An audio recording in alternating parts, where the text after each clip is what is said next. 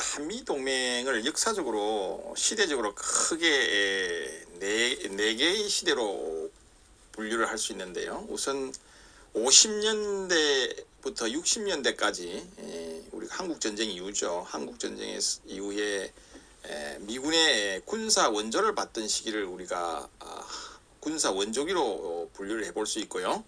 그 다음에 이제 70년대에 들어서 이제 주한미군 철수 문제가 이제 거론이 되기 시작합니다. 미국의 민주당 정권이 들어서면서 또 닉슨 닥터린이 발표가 되면서 아시아의 방위는 아시아인들 스스로 지켜라라는 내용의 미국의 외교 정책이 이제 또 발표가 되죠. 이런 시기에 이제 우리 한국도 스스로 국방을 강화해야 되겠다라는 어떤 인식을 가졌던 시기. 이때가 이제 자주 국방 모색기예요. 70년대이고요.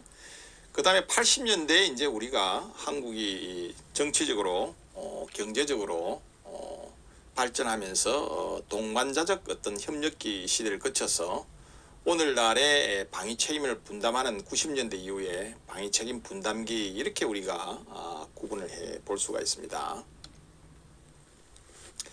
자, 한미동맹의 우선 군사 원조기는요, 5, 60년대에 미국에 의존하던 시기입니다. 전적으로 미국에 우리가 방위를 의존을 했었죠. 53년에 우리가 한미 상호 방위 조약이 체결이 되었고요. 그래서 한미 동맹이 시작이 됐습니다. 당시에 이제 한국 전쟁 이후에 우리는 북한과 군사력에 상당한 격차가 있었어요. 그래서 북한과 공산 진영의 어떤 군사적 위협으로부터 이제 우리가 한국을 방어하기 위해서 결국은 우리가 미국에 의존할 수밖에 없었어요. 그리고 전후에 한국의 안보 역량이 부족했기 때문에 이 한국과 미국 양국 간의 비대칭적인 안보 협력이 진행이 되었죠. 자, 이 비대칭적 안보 협력이라는 의미는 앞에서 우리가 논의했던 지난주에 논의했던 안보와 자율성의 교환 문제예요. 결국은 우리가 국력이 약했기 때문에 우리의 정치적인 자율성을 미국에 좀 양보를 하더라도 안보를 우선적으로 우리가 지켜야 되기 때문에 우리의 안보를 강화하기 위해서 우리 국가의 정치적인 자율성을 미국에 양보할 수밖에 없었던 것이죠. 이게 바로 비대칭적인 안보 협력이에요. 즉 미국이 동맹국가인 미국이 우리에게 어떤 정치적인 요구를 할 때 그것을 거절할 수가 없다는 것이죠. 안보 때문에, 당면한 안보 때문에. 이걸 우리가 이론적으로는 안보와 이익과 자율성의 교환이 일어난다 이렇게 이야기하고요. 여기 슬라이드에 설명처럼 비대칭적인 안보 협력 관계였다 이렇게 이야기할 수가 있어요. 그 다음에 한국은 이제 이 시기에 한국은 주한미군에게 토지나 시설 등을 제공했죠. 용산뿐만 아니라 의정부, 동두천, 평택, 대구, 외관, 뭐 이 캠프 헨리, 그죠? 여러분들 잘 아시는 그다음 평택의 캠프 험프리, 용산에 용산 캠프가 있고요. 의정부의 캠프 레드 클라우드나 또 캠프 KC 동두천 이런 여러 지역에 토지와 시설을 제공을 하죠. 그리고 그 대신에 이제 미국은 군사 원조를 해줬고요. 경제 원조를 해줬죠. 그리고 53년에 정전협정 이후에도 2개 사단 규모의 주한미군이 한국 방위에 중요한 역할을 했었죠. 2사단과 7사단이 주둔하면서 이 시기, 군사 원조기 시기에 전적으로 우리가 의존했던 이 시기를 우리가 동맹의 군사 원조기라고 이렇게 분류를 해볼 수가 있습니다. 자, 그 다음에 이제 60년대 중반에 이제 한국이 베트남전에 파병을 하게 되어 있죠. 결국 미국의 어떤 요구에 의해서 또 우리 한국의 어떤 필요성에 의해서 베트남전에 우리가 파병을 하면서 동맹관계가 약간 변하기 시작했어요. 상호 보완적으로 일방적인 어떤 원조 관계에서 상호 보완적인 관계로 변모하기 시작했습니다. 아시다시피 63년도에 이제 통킹만 사건, 즉 미국의 해군 전투함이 피격되는 이런 사건이 일어났죠. 이 통킹만 사건으로 인해서 미국이 이제 베트남전에 개입을 하게 됩니다. 그런데 이 베트남전이 이제 장기전으로 감에 따라서 미국의 여론이 이제 나빠졌죠. 미국의 국민들의 여론이 굉장히 베트남전 개입에 대해서 비판을 받았고요. 또 반전 사상이 고조가 되었죠. 그래서 이런 정치 군사적인 어떤 위기에 놓인 미국이 한국에 파병을 요청한 것입니다. 그래서 결국은 우리가 해병대, 청룡부대, 또 뭐 비둘기 부대, 여러분들 맹호부대 이런 부대들이 육군 해병대 이런 부대들이 파병이 되었죠. 그래서 당시에는 뭐 우리가 국가적인 어떤 경제 또는 여러 가지 안보를 위한 어떤 미국의 요구를 거절할 수 없는 그런 상황이었기도 하고요. 또 우리 한국이 나름의 어떤 필요성에 의해서 이런 결정을 한 것이죠. 어쨌든 이러한 월남전 파병 자체가 한미 동맹을 공고히 하는 하나의 계기가 되었던 것은 분명하죠. 자, 그 다음에 이 한미 양국은 이 군사 원조기에 한국군의 전력 증강을 위해서 상당한 무기를 지원했고요. 그리고 방산기술 협력 추진이 이루어졌습니다. 그래서 군사 원조기에 만약에 북한이 국지 도발을 할 경우에는 한국과 미국이 공동으로 대응하는 이런 체제가 갖추어졌었죠. 자, 그런데 70년대에 들어서 미국의 안보 공략이 상당히 약화됩니다. 한국의 자체적 방어 역량 강화 노력이 이루어진 시기가 바로 이 70년대죠. 1969년도에 닉슨 대통령이 아시아의 안보는 아시아인에 의해라는 요지의 닉슨 닥트린을 발표하게 됩니다. 그래서 이 닉슨 닥트린의 골자는 뭐냐면요. 미국이 아시아 지역에서 군사 개입을 최소화한다는 어떤 정책 방향을 제시한 거예요. 그렇기 때문에 이러한 닉슨 닥트린에서 주한미군의 부분 철수 문제가 논의가 되기 시작을 했고요. 실제로 71년도에 닉슨 대통령 이후에 이제 카터 행정부가 들어섰죠. 민주당의 카터 행정부가 들어서면서 실제로 71년도 3월에 당시에 2사단과 7사단이 주둔해 있었는데 이 7사단이 전부 빠져버렸어요. 철수가 해버리는 이런 사건이 일어나죠. 그 다음에 이 이후에도 주한미군 감축 논의는 계속 이어졌어요. 그래서 카터 행정부는 카터 대통령은 이 완전 철수, 주한미군 완전 철수를 선거 공약으로 이렇게 해서 당선이 됐기 때문에 당선이 된 이후에 이 공약을 점점 구체화해 나가기 시작을 했어요. 그래서 이 카터 행정부는 82년까지 3단계에 걸쳐서 주한미군 철수 계획을 발표하게 됩니다. 그래서 77년도에 발표를 해서 82년도까지 이제 실제로 주한미군을 완전히 철수하겠다는 계획이었죠. 그래서 78년도에 3,400명의 병력이 철수가 됩니다, 실제로. 그런데 이제 이 병력을 철수하는 과정에서 여러 가지 이제 미국의 어떤 여론이 상당히 보수적인 여론이 일기 시작했고요. 철수하면 안 된다는 반대 여론이 실기했고 우리 한국에서 무엇보다도 강력한 반대 의사를 표명을 했죠. 강력하게 항의를 하면서 이제 재검토를 해보니까 의외로 북한의 군사력이 최초에 생각했던 것보다 굉장히 강하다는 어떤 분석 결과가 나왔고요. 그리고 79년도에 소련이 아프간을 침공을 하죠. 그 다음에 베트남이 결국은 공산화가 되면서 베트남 지역에서도 여러 가지 소련의 팽창 의도가 확인이 되었고요. 무엇보다도 한국의 강한 반발로 인해서 이 카터 대통령의 주한미군 철수 계획은 취소가 됩니다. 그래서 이 닉슨과 카터 행정부에 걸쳐서 이루어졌던 이 주한미군 감축 논의는요, 한미동맹이 사실은 내실화되는 계기가 되었습니다. 우리 한국 입장에서는 스스로 안보를 해 나가야겠다는 어떤 자주국방에 대한 인식이 굉장히 강해지는 시기가 되었죠. 미국은 이제 주한미군이 보유한 일부 장비를 이제 무상으로 이양을 하고요, 철수하면서. 그 다음에 FMS, Foreign Military Sale의 약자죠. 대외군사 판매입니다. 우리가 무기를 도입할 때 차관을 제공해주는 제도예요, FMS가. 이 대외 군사 판매를 이제 우리 한 척에 추가적으로 제공을 합의하는 이런 형태로서 동맹 관계가 유지되고 있고요.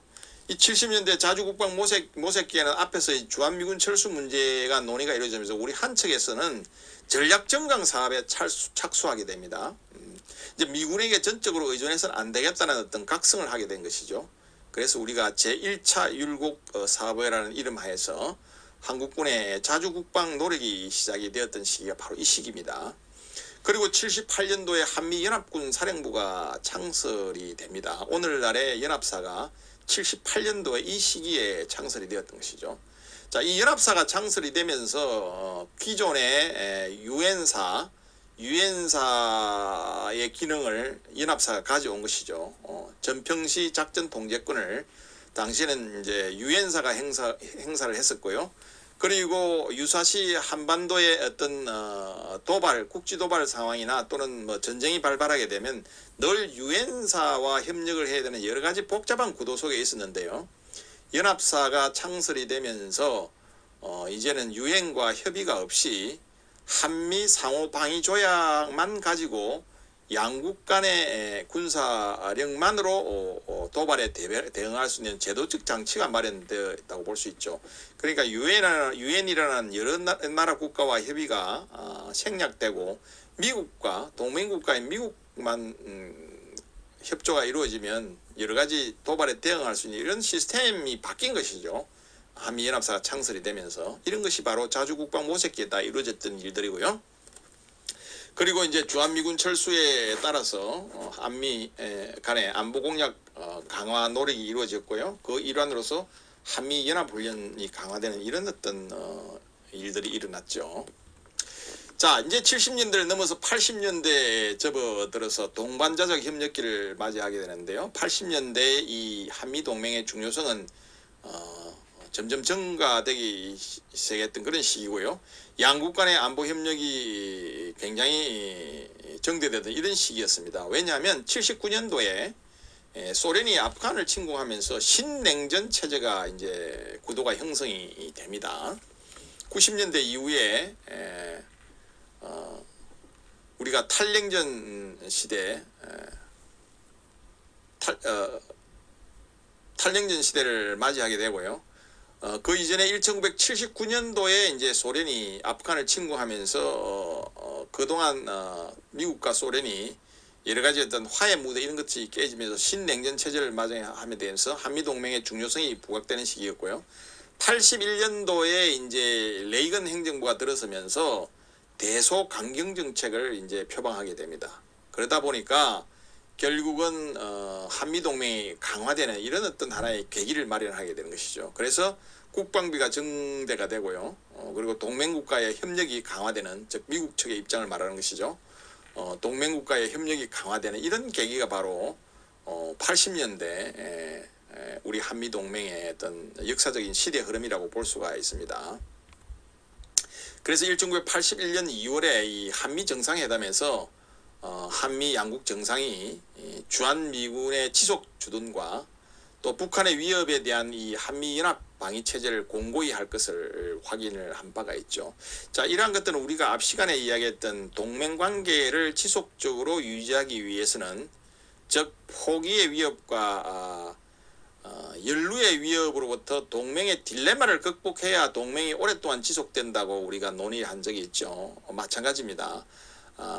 결국은 이러한 동맹을 공고히 하기 위해서는 동맹의 딜레마 관리를 적절하게 해야 되는데 그 두 가지 중요한 수단이 공약과 지원이라고 그랬죠.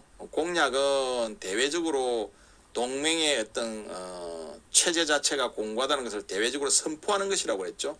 바로 이러한 것들이 바로 동맹을 관리하기 위해서 하는 공약이 바로 이런 것들입니다. 한미 간의 정상이 회담을 하면 한미 연합방위 체제를 더욱 공고히 하겠다고 대외적으로 선포를 하는 것이죠. 이런 선포, 즉 공약 선포를 통해서 동맹의 딜레마를 관리하고 동맹이 깨지지 않도록 또는 동맹이 약화되지 않도록 지속적으로 관리하는 수단 중에 하나가 바로 이러한 공약의 선언이죠. 자, 이 80년대 이 한미 양국은 전시 대비해서 군수 지원 체제를 획기적으로 확립을 하게 됩니다. 그래서 매년 열리는 한미 안보 협의회라는 게 있죠. SCM이라고 그러는데요. 이 국방장관 간의 협의체예요.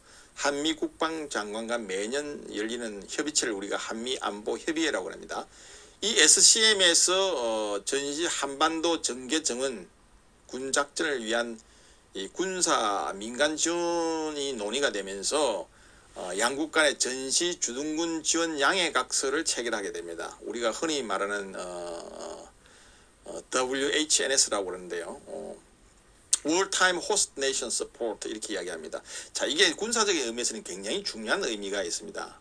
자, 우리가 한반도에서 전쟁이 발발하게 되면요, 주한 미군뿐만 아니라 엄청난 인력과 엄청난 전력이 괌이나 또 일본 오키나와 또 미국 본토에서부터 이렇게 한반도에 전개가 됩니다. 이걸 우리가 전개별 시차별 전개 전력이라고 그러는데요. 팁피들 뭐 이렇게 이야기합니다. 이런 시차별로 어마어마한 규모의 인력과 장비와 무기가 이렇게 한반도에 정원이 되는데요. 이러한 정원이 원활하게 이루어지도록 군사 및 민간 지원에서 하나의 논의가 이루어져서 양해각서 MOU를 체결한 게 바로 이 슬라이드에서 보는 전시 주둔군 지원 양해각서입니다. 이런 것들이 공고하게 어떤 양해각서가 체결된다는 것은 그만큼 동맹의 어떤 의지가 강해졌다는 것을 보여주는 것이죠. 그 다음에 이제 이 시기에 미 전쟁 예비 물자와 미국이 운영하는 물자 중에서 이 한국 지원을 하기 위해서 이 지정이 되어 있는 이 소요 부족품 목록들이 있는데요. 이 목록의 판매에 대한 국방장관 간의 이제 회담도 이루어졌고요. 그 다음에 연합연습, 오늘날 우리가 이야기하는 뭐 얼지 포커스 렌즈, UFG 훈련이라고 그러죠. 얼지 포커스 훈련. 그리고 키 리졸브라고 간혹 여러분들 TV에서 많이 들을 겁니다. 지금도 키 리졸브 훈련을 지금 하고 있죠. 그래서 북한이 여기에 대해서 강력하게 반대를 하면서 지금은 이제 훈련을 축소해서 지금 시뮬레이션으로 지금 대부분 전개를 하고 있는데요. 과거에는 대규모의 이제 병력이 기동이 되어서 사실은 기동훈련을 대규모로 했었죠. 이런 걸 우리가 연합연습이라고 합니다. 1년에 2번씩 합니다. 전반기에 한 번, 후반기에 한 번 하는데요. 이런 연합연습하고 상호군수지원협정 이런 것들이 체결됐던 시기가 바로 이 시기예요. 자, MLSL 밀사라고 흔히 이야기하는데요. 이 상호군수지원협정은 쉽게 이야기하면 이 군수지원협정이라는 것은 국가 간에 제하는 조약이기 때문에 구속력이 있는 것이죠. 이 구속력이 있는 어떤 협정을 체결한다는 어마어마한 의미는 동맹의 굳건함을 더욱더 공고히 하는 하나의 액션이라고 볼 수가 있는 것이죠. 자, 이런 여러 가지 군수지원 체계 확립이 이루어졌던 시기가 바로 동반자적 협력기라고 우리가 볼 수가 있습니다. 자, 이제 80년대 동반자적 협력기에서는요, 양국 간의 군사 협력은 내실화되었지만 이 미국의 한국에 대한 군사 지원 정책에는 상당한 변화가 생기게 됩니다. 7, 80년대에 이제 우리 한국이 경제가 급속히 이제 성장하게 되죠. 반면에 이 시에 미국은 무역 수지와 이 재정 적자가 굉장히 악화가 되었어요. 그래서 경제 성장이 굉장히 둔화되었죠. 한국과 미국의 경제 성장이 굉장히 이제 반대 현상, 역전 현상이 뭐 역전 현상은 아니고요. 한국의 경제는 이제 호황을 맞이했고 미국의 경제는 불황을 맞이했죠. 그때에 이제 이 한국의 방위 산업이 또 미국의 방위 산업을 잠식한다는 이런 어떤 여론이 있었어요. 물론 이제 미국 경제가 악화되다 보니까 이런 것들이 문제가 되는 것이죠. 만약에 미국의 경제가 뭐 좋았다고 그러면 이런 것들이 논의가 이루어지지 않겠죠. 미국이 국내적으로 경제가 상당히 어려우니까 이제 한국의 방위 산업 문제도 미국이 이제 논의의 대상에 올린 겁니다. 그래서 미국은 이 한국에 대한 앞에서 이야기한 FMS 차관을 중단하게 됩니다. 이제 한국은 경제적으로 많이 성장했는데 우리가 차관을 왜 제공해 줘야 되느냐, 우리 경제도 어려운데, 이런 논의죠. 그래서 FMS 차관을 87년도에 중단을 하게 되고요. 또 미 의회에서는 이 경제 사정 악화와 국제 환경 변화를 근거로 해가지고 이 네이토 회원국, 한국, 일본 이런 동맹국들에게 방위비 부담을 요구하게 됩니다. 기존에는 우리가 방위비 부담을 하지 않았어요. 그런데 이제 방위비 부담 요구가 시작이 되면서 최초로 88년도에 제20자 SCM, 즉 국방장관 회담이라고 그랬죠. 양국 간 국방장관 회담에서 우리가 4,500만 달러를 지원할 걸 합의가 됩니다. 처음으로 이제 4,500만 달러를 지원하면서 오늘날에는 약 1조 정도가 사실은 지원이 되죠. 사실은 1조 외에도 우리가 미군에게 제공해주는 토지, 무상 사용 권한, 세금 감면, 시설 제공 이런 걸 따지면 훨씬 더 많은 액수죠, 사실은.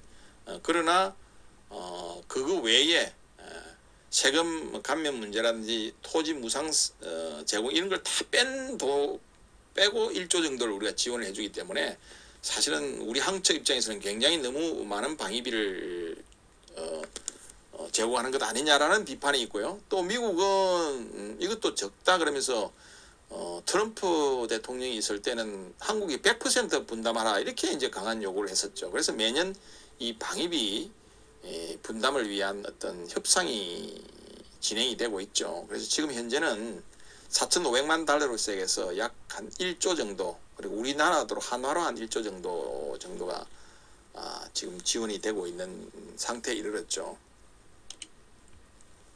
자, 이제 80년대를 지나서 90년대를 맞이하면서 이 한국군의 방위 책임이 점점 정대됩니다. 그만큼 한국의 국력이 이제 신장이 됨에 따라서 국력이 정대되고 또 우리 자주적인 위상이 강화되는 시기가 방위 책임 분담기인데요. 90년대 이후부터 지금까지의 시기라고 이야기할 수가 있죠. 자, 1989년도에 부시 행정부가 출발을 합니다. 그래서 미 의회에서 또다시 주한미군 철수 문제가 논의가 되기 시작합니다. 이때는 이제 한국이 굉장히 경제적으로 발전했기 때문에 한국의 강화된 방위 역량과 또 미국의 뭐 지나친 국방비 지출 뭐 이런 것들을 근거로 해서 주한미군을 철수해야 되지 않느냐라는 주장이 이제 의회에서 제기되기 시작했죠. 그래서 미 의회에서 넌워너 수정안이라는 게 제출이 됩니다. 89년도에서. 그래서 이 넌워너 수정안이 이 법안이 어떤 내용이냐면 동아시아와 한국에서 미군 역할을 한국군에게 이행하자는 게 골자였어요. 그래서 이 미 국방부에서는 이 넌워너 수정안을 근거로 해서 이 EASI 즉 21세기를 지향한 아태 지역의 전략적 틀, 이른바 이제 동아시아 전략구상이라는 것을 발표를 합니다. 자, 이 동아시아 전략구상 EASI의 핵심은 뭐냐면 동아시아 일대의 주둔군의 전략을 재검토를 해서 이 변화된 소련의 위협에 따라서 국방 예산을 삭감하고 그 다음에 아태 지역의 주둔군을 축소하자는 게 골자예요. 결국 아태 지역의 주둔군이라는 것은 한국하고 일본이죠. 뭐 대만에는 뭐 주둔군이 없으니까요. 그러니까 결국 우리 주한미군을 철수하겠다는 그런 어떤 골자의 내용이 바로 이 동아시아 전략 구상입니다. 그래서 또 주한미군을 3단계로 축소하자는 기존에 70년대에 나왔던 카터 행정부 때도 똑같은 3단계 축소 계획이 발표가 되었죠. 이런 계획이 또 제시가 됩니다. 그때 이때는 이제 1, 3년 이내에 한 7,000명을 줄이고요. 그 다음에 2단계에서는 뭐 한 3 내지 5년 이내에 6,500명을 줄이고, 그리고 3단계 이후에는 2단계 축소 이후에 여러 가지 상황을 판단한 다음에 계획을 수립하자, 이런 내용이었어요. 자, 이 주한미군 축소 계획은 1995년도에 들어서 신아태 전략에 의해서 수정이 됩니다. 그래서 이 신아태 전략이라는 것은 핵심 내용이 아태 지역의 주둔 미군을 적어도 20세기 말까지는 10만 명으로 유지해야 된다는 이런 어떤 내용이죠. 자, 과거에 70년대 카터 행정부에서도 주한미군 철수 계획을 3단계로를 제시를 했다가 결국은 아프간의 어떤 여러 가지 대외적인 변수가 생겼고 한국의 강한 반발, 그리고 북한의 어떤 의회의 어떤 군사력에 강한 어떤 강하다는 분석 나오는 이런 여론을 고려해서 사실은 카터의 주한미군 철수 문제가 이제 철회가 되었었고요. 자, 이번에도 이제 동아시아 전략 구상에서 나왔던 이 3단계 축소 계획도 결국은 95년도에 들면서 이 신아태 전략에 의해서 결국은 이제 중지가 됩니다. 그래서 이 동아시아 전략 구상이 한미동맹을 일방적인 어떤 군사 지원에서 동반자적인 안보 협력의 수준으로 이제 끌어올렸죠. 앞에서 이야기한 동아시아 전략 구상을 통해서 한미 동맹의 성격이 이제는 일방적인 군사 지원에서 함께하는 동반자적인 어떤 안보 협력의 수준으로 이렇게 끌어올려졌고요. 그래서 이러한 조치로서 방위 책임 분담계에 이루어진 게 군사정전위원회 수석 대표의 기존의 미군 장성이 이제 한국군 장성으로 이렇게 대체가 됐습니다. 자, 군사정전위원회라는 것은 우리 유엔사는 아직도 존재하고 있죠. 한국 전쟁이 정전협정이 체결됐을 때 당사자가 유엔군 사령부였죠. 불행하게도 우리 당시는 정전협정의 주체에 우리 한국이 포함되어 있지 않습니다. 유엔군 사령관과 중국의 그리고 북한 이 3자가 사실 체결한 게 정전협정이죠. 그렇기 때문에 유엔사는 지금도 존재하고 있어요. 한미연합사가 창설이 78년도에 되어서 작전 통제권은 한미연합사가 가지고 있지만 유엔사는 정전협정을 관리하는 유엔사는 아직도 존재하고 있죠. 자, 이것을 정전협정을 관리하는 위원회가 있는데 이게 군사정전위원회예요. 그래서 우리가 군사정전위원회의 수석 대표를 기존에 이제 미군 장성이 담당했었는데 이런 것들을 이제 한국군 장성에게 이제 전환이 되었고요. 그 다음에 JSA 판문점 공동정비구역의 경비책임구역이 이제 일부가 한국군에 이양이 되었고요. 그리고 기존의 한미연합사의 지구사령관, 즉 육군사령관이에요. 지상군 사령관이 사성장군인데 이 미군 사성장군이 이제 했었는데 이것을 한국군 사성장군에게 이제 이양이 되었죠. 이런 내용들이 방위 책임 분담계에 이제 이루어졌었던 것이고요. 그리고 중요한 것은 94년도에 평시 작전 통제권, 정전시 작전 통제권, 평시 작전 통제권 같은 말입니다. 평시 작전 통제권을 94년도에 우리 한국에게 이양이 됐습니다. 과거에는 94년 이전에는 전평시 작전 통제권이 이제 최초에는 유엔군 사령관이 가지고 있다가 78년도에는 연합사령부가 창설되면서는 연합사령관이 가지고 있었죠. 자, 이것이 94년도에는 우리 한국군에게 평시 작전 통제권이 전환이 되고요. 지금 전시 작전 통제권을 이제 한국군에게 전환하기 위해서 상호 한미가 협력을 하고 있는 그런 단계이죠. 그 다음에 91년도에 제1차 방위비 분담 특별협정이 시작이 되었고요. 그래서 매년 최초에는 2, 3년 주기로 이제 방위 분담 비위 조정을 위한 고위급 협상이 이제 제도가 되었고요. 그래 이때부터 이제 주한미군 전체 운영비 중에서 우리가 인건비와 그 다음에 군사 건설비, 연합 방위력 증강 사업, 군수 지원 이런 4개 분야로 구분해서 한국 정부가 보조해주는 형태로 이제 이때부터 방위비 분담 특별 협정을 체결하게 됩니다. 그래서 오늘날 상당히 이제 논란이 되고 있는 게 이 4가지 항목이잖아요. 인건비, 군사건설비, 영합방위력 증강사업, 군수지원. 과거에 미군들이 이걸 공개를 안 했어요. 우리가 예를 들어서 방위비를 분담을 해주면 이 돈이 어느 분야에 얼마만큼 사용되는 것을 투명성 있게 공개를 해줘야 되는데 이게 지금도 공개가 안 되고 있거든요. 그렇기 때문에 이 돈이 과연 어디에 쓰였는지를 추적이 불가능한 거예요. 그렇기 때문에 방위비를 분담해주는 우리 한측 입장에서는 늘 미국에 요구하고 있죠. 어디에 얼마만큼 사용되고 있는 용도와 출처를 정확하게 밝혀라 하면서 지금 이런 것들이 많이 개선이 되어 가고 있는데 여전히 지금도 불투명한 상태입니다. 사실은. 그래서 얼마 전에 그저께 신문에도 났죠. 미국이 우리가 지원해준 방위비 분담금 중에서 불용액을 전액을 미국의 재무부로 이렇게 이체를 해버렸더라고요. 그래서 왜 그게 미국의 재무부에 그 돈이 이체가 되었느냐라고 지금 상당히 문제 제기를 하면서 이 문제가 쟁점이 되고 있죠. 그 다음에 이 시기에 이제 한미연합 연습이 보강이 됩니다. 기존의 RSOI, 지금은 이제 RSOI 훈련이 없어졌어요. KR, Key Resolver라는 훈련으로 바뀌었고요. 이런 내용으로 한미연합 연습이 보강되던 시기가 바로 방위 책임 분담기였습니다.